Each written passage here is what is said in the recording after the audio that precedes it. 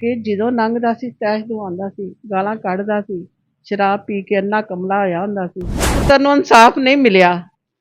ਕਾਸ਼ਫ 4 ਮਹੀਨੇ ਬਾਅਦ ਆ ਗਿਆ, ਉਹ ਸਾਲ ਬਾਅਦ ਆ ਗਿਆ, ਫਿਰ ਆਣ ਕੇ ਸਾਨੂੰ ਧਮਕੀਆਂ ਲਾਉਣ ਲੱਗ ਪਏ ਕਿ ਉਹ ਖਾਨਦਾਨ ਦੇ ਵਿੱਚ ਇਸ ਤਰ੍ਹਾਂ ਸੀ, ਇੱਕ ਜਿਵੇਂ ਬਦਮਾਸ਼ ਹੈ, ਗੁੰਡਾ ਹੈ। ਤੱਕ ਇੱਥੋਂ ਵੀ ਪਿਆ ਕਿ ਜਦੋਂ ਜਨਾਜ਼ੇ ਤੇ ਨਾ ਕੋਈ ਕਾਸ਼ਫ ਆਇਆ, ਨਾ ਉਹਦੀ ਕੋਈ ਬੀਵੀ, ਕੋਈ ਨਹੀਂ ਆਇਆ। ਚਾਰ ਉਹਨੇ ਹੋਰ ਵੀ ਕਤਲ ਕੀਤੇ ਸਨ। ਉਹ ਪਰਚੇ ਵੇਖ ਕੇ ਪੁਲਿਸ ਵਾਲਿਆਂ ਨੇ ਉਹਨੂੰ ਡਿਸਮਿਸ ਕੀਤਾ। ਮੇਰੇ ਕੋਲ ਕਾਸ਼ਫ ਨੇ ਮਰਵਾਇਆ, ਮੈਨੂੰ 2.5 ਲੱਖ ਰੁਪਈਆ ਦਿੱਤਾ ਤੇ ਮੈਨੂੰ ਉਹਨੇ ਕਿਹਾ ਸੀ पिस्तौल भी ਉਹਨੇ ਦਿੱਤਾ। अस्सलाम वालेकुम नाज़रीन, मैं हूं एडी मलक। आज से तकरीबन 5 साल पहले एक साबर नामी शख्स जिसे कुछ नामालूम अफराद ने कत्ल कर दिया। जब कत्ल के बाद ये FIR दर्ज होती है और उसके बाद पुलिस किस तरह से नामालूम मुलजमान को जो उन तक पहुंचती है, वो मुलजमान कोई और नहीं बल्कि मकतूल के अपने ही रिश्तेदार थे। ये ऐसे कत्ल की कहानी शुरू होती है और फिर उसके बाद एक इमरान नामी जो शख्स था उसने 2 अफराद को मौत के घाट उतार दिया। क्यों मकतूल के बेटे को ये लगा कि मुझे आखिरकार अपने बाप के कत्ल का इंसाफ नहीं मिला, तो मुझे ये इंसाफ खुद ही लेना पड़ेगा। मेरे साथ इमरान की वालदा और उनकी अहलिया मौजूद है।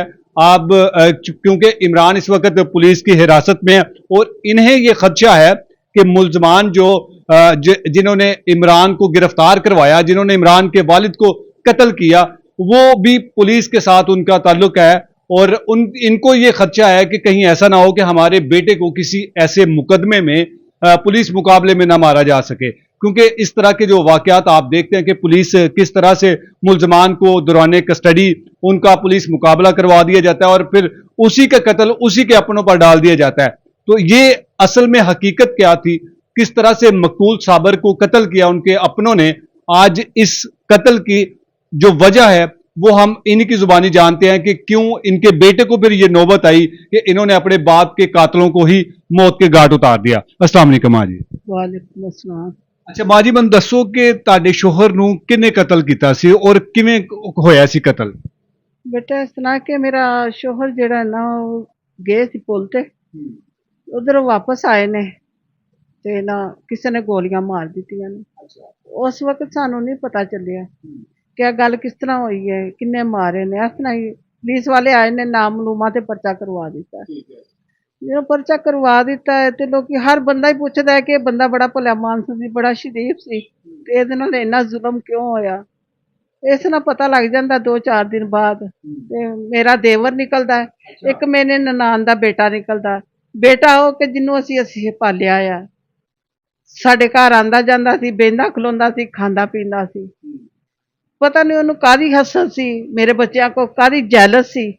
ਜਦੋਂ ਆਂਦਾ ਜਾਂਦਾ ਸੀ, ਸੁਲ੍ਹਾ ਸਲੂਕ ਸੀ, ਉਦੋਂ ਵੀ ਉਹਨਾਂ ਲਾ ਕੇ ਗੱਲਾਂ, ਕਦੀ ਕਿਸੇ ਮੇਰੇ ਬੇਟੇ ਨੂੰ ਪਰਚੇ ਨਜਾਇਜ਼ ਚ ਫਸਾ ਦੇਣਾ, ਕਦੀ ਕਿਸੇ ਚ, ਤੇ ਆਪ ਅੱਗੇ ਹੋਣਾ ਕਿ ਮੈਂ ਕਰਾਂਗਾ, ਮੈਂ ਛਡਾਵਾਂਗਾ। ਬਾਅਦ ਦੇ ਵਿੱਚ ਪਤਾ ਲੱਗਣਾ ਕਿ ਇੰਨੇ ਕੀਤਾ ਸੀ ਤੇ ਇੰਨੇ ਛਡਾਇਆ।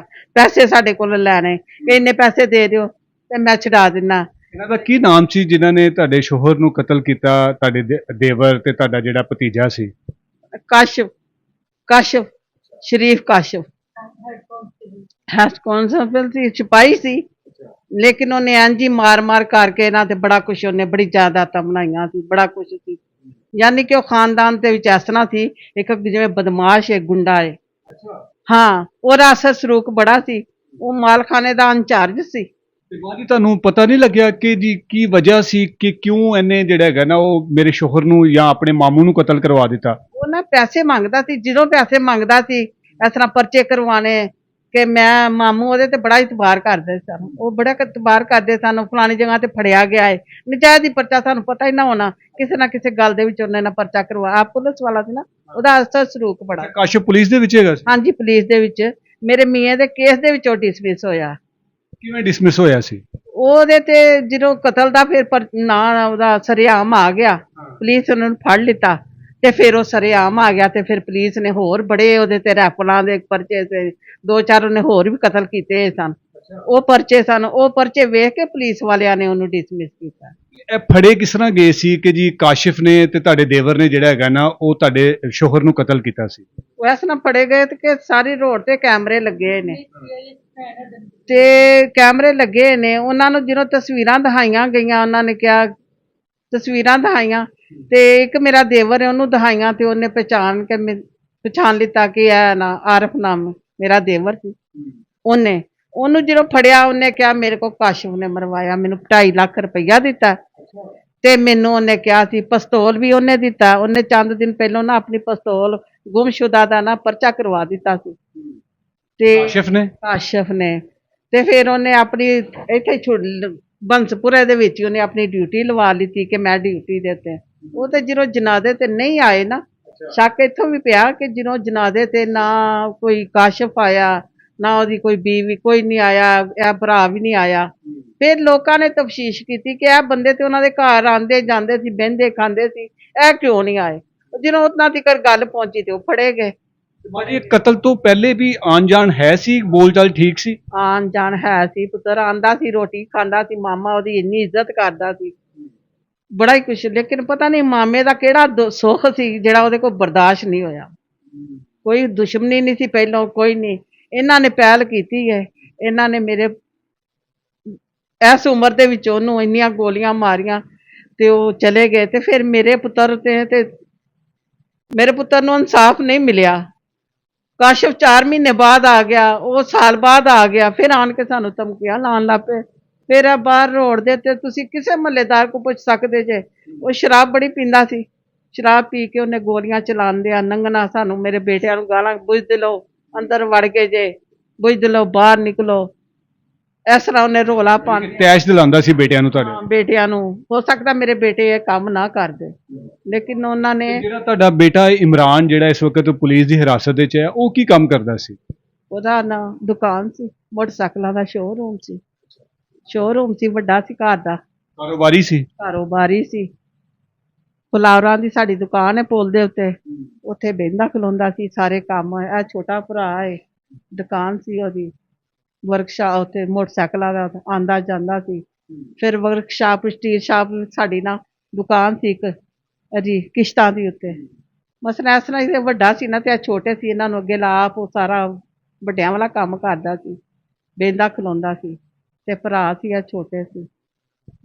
ਤੁਹਾਡੇ ਬੇਟੇ ਇਮਰਾਨ ਤੇ ਇਸ ਕਤਲਾਂ ਤੋਂ ਪਹਿਲੇ ਵੀ ਕੋਈ ਮੁਕੱਦਮੇ ਸੀ, ਕੋਈ ਇਸ ਤਰ੍ਹਾਂ ਦੀ ਕੋਈ ਐਕਟੀਵਿਟੀ ਦੇ ਵਿੱਚ ਹੈ ਸੀ ਮੁਲਵਿਸ? ਨਹੀਂ ਕਰਵਾਇਆ ਸੀ ਪਹਿਲੋਂ 1-2 ਵਾਰੀ ਨਾ, ਇੰਨਾ ਨਜਾਇਜ਼ ਪਰਚਾ ਕਰਵਾ ਦੇਣਾ ਤੇ ਸਾਡੀਆਂ ਹਮਦਰਦੀਆਂ, ਅਸੀਂ ਇਹਨੂੰ ਹਮਦਰਦ ਸਮਝਨੇ ਸਾਂ ਨਾ, ਅਸੀਂ ਇਹਨੂੰ ਹਮਦਰਦ ਸਮਝਨੇ ਸਾਂ। ਇਹਦੇ ਅੱਗੇ ਅਸੀਂ ਇਹ ਪੁਲਿਸ ਵਾਲਾ ਸੀ, ਮੈਂ ਜ਼ਾਹਰੀ ਗੱਲ ਮਾਂ, ਮੈਂ ਰੋਣਾ ਪਿੱਟਣਾ ਤੇ ਇਹਨੇ ਮੈਨੂੰ ਹੀ ਕਹਿਣਾ ਕਿ ਨਹੀਂ ਮਾਮੀ ਕੋਈ ਗੱਲ ਨਹੀਂ ਮੈਂ ਛਡਵਾਵਾਂਗਾ, ਇੰਨਾ ਪੈਸਾ ਦਿਓ ਤੁਸੀਂ, ਇੰਨਾ ਪੈਸਾ ਦਿਓ ਤੁਸੀਂ ਤੇ ਮੈਂ ਹੁਣੇ ਇੰਜ ਕਰ ਦਿੰਦਾ।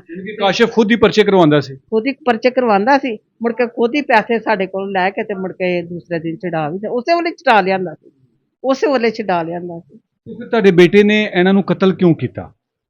ਦੱਸਣੀ ਆ ਕਿ ਜਦੋਂ ਲੰਘਦਾ ਸੀ ਤੈਸ਼ ਦਵਾਉਂਦਾ ਸੀ, ਗਾਲਾਂ ਕੱਢਦਾ ਸੀ, ਸ਼ਰਾਬ ਪੀ ਕੇ ਇੰਨਾ ਕਮਲਾ ਹੋਇਆ ਹੁੰਦਾ ਸੀ ਤੇ ਜਦੋਂ ਗਾਲੀ ਗਲੋਚ ਕਰਕੇ ਨਿਕਲਦਾ ਸੀ ਕਿ ਹੁਣ ਤੁਹਾਨੂੰ ਹੀ ਮਾਰ ਲਵਾਉਂਦਾ ਸੀ ਕਿ ਬੁੱਝਦਲੋ ਅੰਦਰ ਵੜ ਗਏ, ਕਿਉਂਕਿ ਇਹ ਜਰਾ ਬਾਹਰ ਅੰਦਰ ਫਿਰਦਾ ਟੁਰਦਾ ਸੀ, ਵੱਡਾ ਸੀ, ਇਹਨੂੰ ਤੈਸ਼ ਦਿਲਵਾਉਂਦਾ ਸੀ ਕਿ ਬੁੱਝਦਲੋ ਅੰਦਰੋਂ ਵੜ ਗਏ, ਉਹ ਇੰਜ ਕਰ ਦਾਂਗਾ, ਹੁਣ ਤੁਹਾਨੂੰ ਨਹੀਂ ਛੱਡਾਂਗਾ, ਤੁਸੀਂ ਮੈਨੂੰ ਫੜਾਇਆ, ਤੁਸੀਂ ਇੰਜ ਕੀਤਾ, ਤੁਸੀਂ ਇਸ ਤਰ੍ਹਾਂ ਦੀਆਂ ਗੱਲਾਂ ਕਰਦਾ ਸੀ। ਮੇਰੇ ਪੁੱਤਰ ਨੂੰ ਲੱਗਾ ਕਿ ਮੈਨੂੰ ਇਨਸਾਫ ਨਹੀਂ ਮਿਲਦਾ, ਕਿਉਂਕਿ ਛੋਟੇ ਜਿਹੇ ਗਏ ਤੇ ਉਹ ਆ ਗਏ ਤੇ ਉਹ ਐਸਾ ਲਲਕਾਰਨ ਲੱਗ ਪਏ। ਜੇ ਚਾਚਾ ਉਹ ਛੁੱਟ ਕੇ ਆਇਆ ਤੇ ਉਹ ਲੱਭਦਾ ਫਿਰਦਾ ਸੀ ਮੇਰੇ ਪੁੱਤਰ ਨੂੰ ਕਿ ਪਹਿਲਾਂ ਤੁਹਾਡਾ ਮੁੱਢ ਮਾਰਿਆ, ਹੁਣ ਇਮਰਾਨ ਨੂੰ ਮਾਰਨਾ ਹੈ, ਆਸਤਾ ਆਸਤਾ ਸਾਰਿਆਂ ਨੂੰ ਮੁਕਾਵਾਂਗੇ, ਇਹ ਘਰ ਦੇ ਵਿੱਚ ਤੁਸੀਂ ਰਹੋਗੇ ਨਹੀਂ, ਇਹ ਘਰ 'ਚ ਅਸੀਂ ਰਵਾਂਗੇ, ਇੰਜ ਕਰਾਂ। ਬੜਾ ਕੁਛ ਕਰਦੇ ਸੀ ਕਿ ਪਹਿਲਾਂ ਮੁੱਢ ਨੂੰ ਮਰਵਾਇਆ ਤੇ ਹੁਣ ਇਮਰਾਨ ਨੂੰ ਮਾਰਨਾ। ਉਹ ਜਿਵੇਂ ਲੱਭਦਾ ਫਿਰਦਾ ਸੀ ਅਮਨੇ ਕਮਲਿਆ ਹੋ ਕੇ। ਜੇ ਚਾਚਾ ਆਇਆ ਤੇ ਉਹ ਵੀ ਲੱਭਦਾ ਫਿਰਦਾ ਸੀ,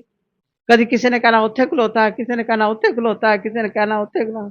ਬੜਾ ਪੁੱਤਰ ਸਬਰ ਕੀਤਾ, ਫਿਰ ਹਰ ਘਰ ਮੇਰਾ ਪੁੱਤਰ ਵੀ ਕਰਦਾ। ਫਿਰ ਮੇਰੇ ਪੁੱਤਰ ਨੂੰ ਤੇ 4 ਚਫੇਰੇ ਕੁਛ ਨਜ਼ਰ ਹੀ ਨਹੀਂ ਸੀ ਆਉਂਦਾ ਕਿ ਕਿੱਥੋਂ ਇਨਸਾਫ ਮਿਲੇ, ਕਿਉਂਕਿ ਉਹ ਪੁਲਿਸ ਵਾਲਾ ਸੀ, ਉਹਦਾ ਭਰਾ ਵੀ ਵੱਡਾ ਪੁਲਿਸ ਵਾਲਾ ਸੀ, ਉਹ ਸਾਰੇ ਹਰਬੇ ਜਾਣਦੇ ਸਨ। ਉਹਨਾਂ ਪਿਓ ਨੂੰ ਪਤਾ ਕਾਸ਼ਫ ਦਾ ਕੋਈ ਦੂਸਰਾ ਭਰਾ ਵੀ ਪੁਲਿਸ ਦੇ ਵਿੱਚ? ਉਹ ਵੀ ਪੁਲਿਸ ਦੇ ਵਿੱਚ, ਉਹ ਵੀ ਸਬ ਇੰਸਪੈਕਟਰ ਹੈ।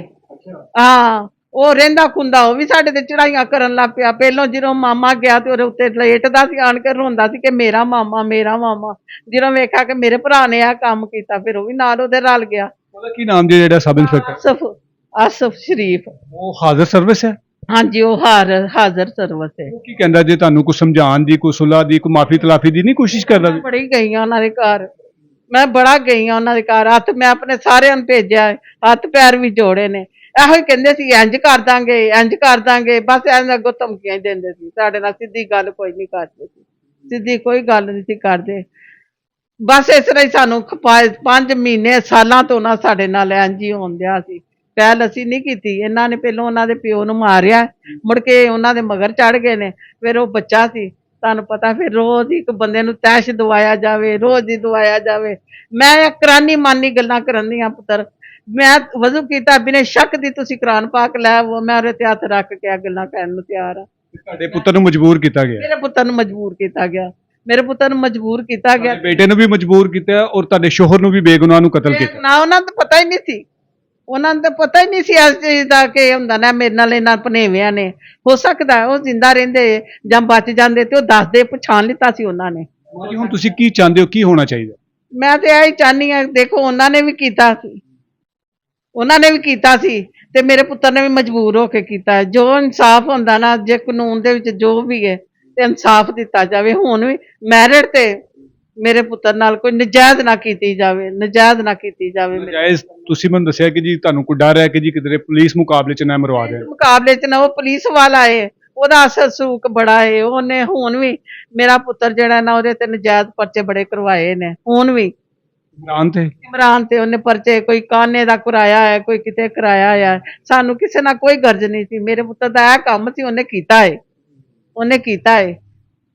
ਮੇਰੇ ਕੋ ਪੁੱਤਰ ਤੁਸੀਂ ਹਲਫ ਲੈ ਸਕਦੇ ਹੋ, ਮੇਰੇ ਪੁੱਤਰ ਨੇ ਕੋਈ ਗਲਤ ਕੰਮ ਨਹੀਂ ਕੀਤਾ। ਤੁਸੀਂ ਮੇਰੇ ਗਲੀ ਮਹੱਲੇ ਕੋ ਪੁੱਛ ਸਕਦੇ ਹੋ ਕਿ ਮੇਰੇ ਪੁੱਤਰ ਦਾ ਇੱਥੇ ਕੀ ਹਿਸਾਬ ਸੀ, ਕਿਸ ਤਰ੍ਹਾਂ। ਮੇਰਾ ਤੇ ਪੁੱਤਰ ਏਡੇ ਰਹਿਮ ਦਿਲ ਦਾ ਸੀ, ਮੇਰਾ ਪੁੱਤਰ ਤੇ ਇੰਜ ਹੁੰਦਾ ਕਦੀ ਕਿਸੇ ਦਾ ਦੁੱਖ ਬਰਦਾਸ਼ਤ ਹੀ ਨਹੀਂ ਸੀ ਕਰ ਸਕਦਾ। ਕਿਹੜੇ ਪਾਸੇ ਇਹਨਾਂ ਨੇ लाया मेरे पुत्र ने इस पासे। जी बिल्कुल नाज़रीन, आपने माँ जी की सारी गुफ्तगू सुनी कि किस तरह से इनके बेटे को मजबूर किया गया।